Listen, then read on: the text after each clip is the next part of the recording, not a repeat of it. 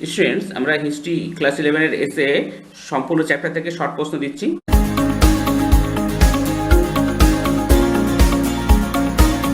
আজকে দেখো প্রথম অধ্যায় থেকে ইতিহাস চেতনা। এক হচ্ছে প্রাক ইতিহাস শব্দের আবিধানিক অর্থ কী? উত্তর ইতিহাসের প্রাককালে বা ইতিহাসের আগে। 2 নম্বর দেখো নিউমিসমেটিক্স কী? উত্তর মুদ্রার পঠন পাঠন বিদ্যাকে নিউমিসমেটিক্স বলা হয়, এর দ্বারা বিভিন্ন ধরনের মুদ্রার পরিচয় জানা যায়। 3 নম্বর দেখো বৃত্তীয় কাল চেতনা কি? উত্তর অনেক ঐতিহাসিক মনে করেন যে ইতিহাসের কাল একটি বৃত্তাকার পথে অগ্রসর হয়ে আবর্তিত হতে থাকে, এই ধারণা বৃত্তীয় কাল চেতনা নামে পরিচিত। 4 নম্বর দেখো ভারতের উল্লেখযোগ্য 4টি পুরাণের নাম লেখো। ভারতের উল্লেখযোগ্য 4টি পুরাণ হলো বিষ্ণু পুরাণ, বায়ু পুরাণ, মৎস্য পুরাণ, ব্রহ্মপুরাণ। 5 নম্বর দেখো বৌদ্ধ ও জৈনদের প্রধান গ্রন্থগুলির নাম লেখো। উত্তর বৌদ্ধদের প্রধান গ্রন্থগুলি হলো ত্রিপিটক, জাতক প্রভৃতি। জৈনদের প্রধান গ্রন্থগুলি হলো ভগবতী সূত্র, আচারঙ্গ সূত্র, কল্পসূত্র প্রভৃতি। এবার দেখো দ্বিতীয় অধ্যায় থেকে শর্ট প্রশ্ন আসবে না। তৃতীয় অধ্যায় থেকে দেখো কাকে ভারতের প্রথম ঐতিহাসিক রাজা বলা হয়? মগধের মৌর্য বংশের শাসক চন্দ্রগুপ্ত মৌর্যকে ভারতের প্রথম ঐতিহাসিক রাজা বলা হয়। 7 নম্বর দেখো মেগাসেনিস কে ছিলেন? তিনি কবে ভারতে আসেন? উত্তর মেগাসেনিস ছিলেন গ্রিক রাজা সেলুকাসের দূত। মেগাসেনি 304 খ্রিস্টপূর্বাব্দে ভারতে আসেন।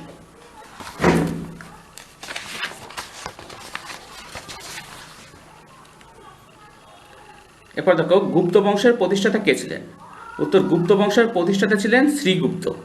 এবার দেখো কবে কোথায় রোম নগরীর প্রতিষ্ঠা হয়? 753 খ্রিস্টপূর্বাব্দে ইতালির টাইবার নদীর উপকূলে রোম নগরীর প্রতিষ্ঠা হয়। এবার দেখো ম্যাসিডনের দুজন শ্রেষ্ঠ সাম্রাজ্যবাদী শাসকের নাম লেখো। উত্তর ম্যাসিডনের দুজন শ্রেষ্ঠ সাম্রাজ্যবাদী শাসক হলেন দ্বিতীয় ফিলিপ ও তৃতীয় আলেকজান্ডার। এরপর দেখো অটোমান সাম্রাজ্যের বিখ্যাত হস্তশিল্পী বিশারদের নাম কি? উত্তর ইয়াকুত আল মুস্তাসিমি। এবার দেখো চতুর্থ অধ্যায় থেকে কৌটিল্যের মতে রাষ্ট্রের সপ্তম অঙ্গ মিত্র কয় প্রকার ও কি কি? কৌটিল্যের মতে রাষ্ট্রের সপ্তম অঙ্গমিত্র 2 প্রকার, এগুলি হলো 1 সহজ ও কৃত্রিম। 13 নম্বর দেখো অর্থশাস্ত্র অনুসারে অমাত্য শ্রেণীভুক্ত কয়েকজন কর্মচারীর নাম লেখো। অর্থশাস্ত্র অনুসারে অমাত্য শ্রেণীভুক্ত কয়েকজন কর্মচারী হলেন পুরোহিত, কোষাধ্যক্ষ, রাজদূত, সমাহর্তা, সন্নিধাতা, দেওয়ানি ও ফৌজদারি মামলার বিচারক প্রভৃতি। এরপর দেখো পিলগ্রিমেজ অফ গ্রেস কি? উত্তর টমাস ক্রোমওয়েল কর্তৃক ইংল্যান্ডে ছোট মঠগুলি ধ্বংস করার নীতির বিরুদ্ধে এক আন্দোলন গড়ে ওঠে, এর নাম পিলগ্রিমেজ অফ গ্রেস।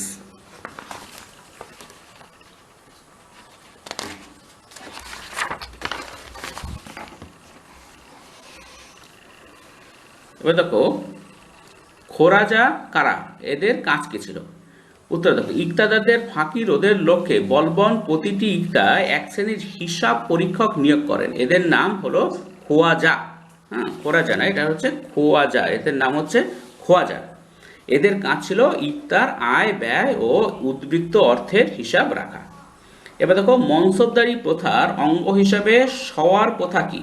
উত্তর দেখো শওয়ারের অর্থ হলো একজন মনসবদার তার অধীনে প্রকৃত প্রস্তাবে যতজন অশ্বারোহী সেনা পোষণ করতেন তার হিসেব, অর্থাৎ শওয়ার পদ দ্বারা মনসবদারদের অধীনস্থ অশ্বারোহী বাহিনীর সংখ্যা নির্দিষ্ট হতো।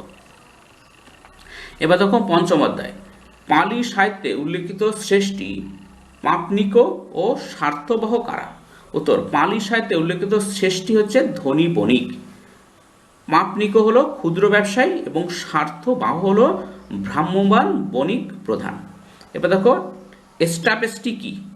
ম্যানার হাউসে প্রাসাদের দেওয়ালে নানা ধরনের কারুকার্যময় ভারী কাপড়ের পর্দা ঝুলানো থাকতো, একে এস্টাপেস্টি বলা হতো। এবার দেখো কে কবে ইংল্যান্ডে সামন্ত প্রথার প্রবর্তন করেন? নরমান্ডি ডিউক উইলিয়াম 1066 খ্রিস্টাব্দে ইংল্যান্ডে সামন্ত প্রথার প্রবর্তন করেন। এবার দেখো কারিগরদের পৃথক গিল্ড সর্বপ্রথম কোথায় গড়ে ওঠে? উত্তর কারিগরদের পৃথক গিল্ড সর্বপ্রথম ইটালিতে গড়ে ওঠে।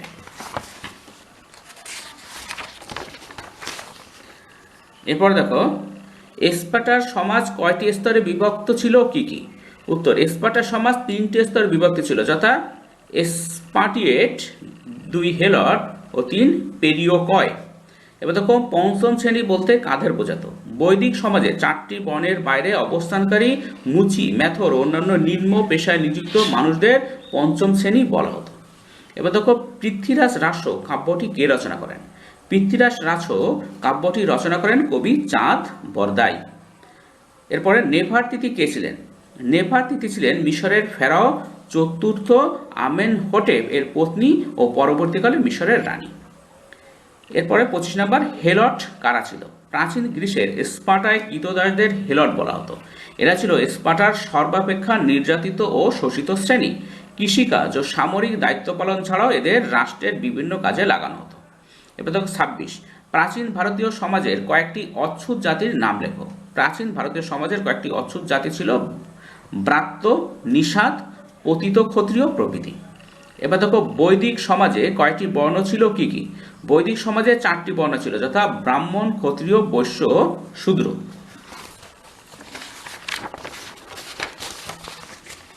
এবার দেখো রানী দুর্গাবতী কে ছিলেন?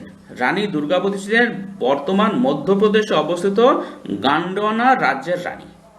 এবার নূরজাহান কে ছিলেন? নূরজাহান ছিলেন মির্জা গিয়াস বেগের কন্যা ও মোগল সম্রাট জাহাঙ্গীরের পত্নী। এবার দেখো রাজপুত জাতির উৎপত্তি সংক্রান্ত যে কোনো 2টি তত্ত্বের নাম লেখো। এক হচ্ছে অগ্নিকুল তত্ত্ব এবং 2 হচ্ছে আর্য জাতি তত্ত্ব। সপ্তম অধ্যায় দেখো, এখান থেকে সপ্তম অধ্যায় থেকে কোনো এসে আসবে না। আর অষ্টম অধ্যায়, কয়েকজন প্রাচীন ভারতীয় বিজ্ঞানীর নাম লেখো। উত্তর আর্যভট্ট, বরাহমিহির, ব্রহ্মগুপ্ত প্রমুখ।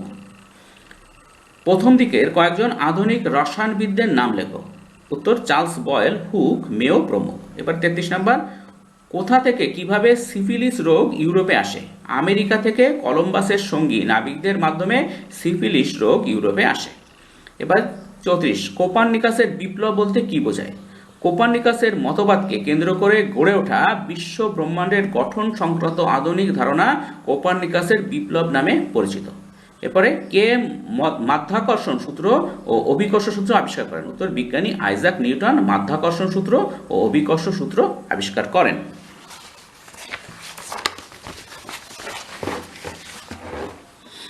এরপরে দেখো 36 নম্বর, কবে কাদের মধ্যে তালাসের যুদ্ধ অনুষ্ঠিত হয়? উত্তর 751 খ্রিস্টাব্দে চীন ও আরবের মধ্যে তালাসের যুদ্ধ অনুষ্ঠিত হয়।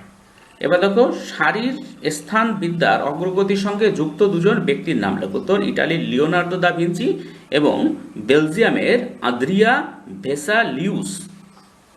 এবার দেখো 38, টর্ডিসিল্লাস এর চুক্তির দ্বারা কি সিদ্ধান্ত গ্রহণ করা হয়?